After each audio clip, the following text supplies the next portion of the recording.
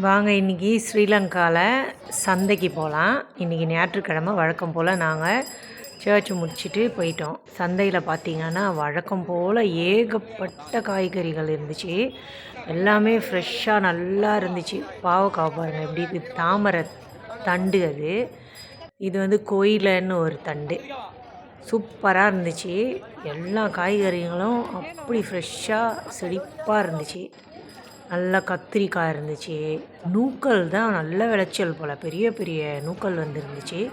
அப்புறம் கீரை நிறைய இருந்துச்சு. டூரியன், சோளம், புளி பாருங்களேன், கொடம்புளி அப்படி கொட்டி கிடந்துச்சு.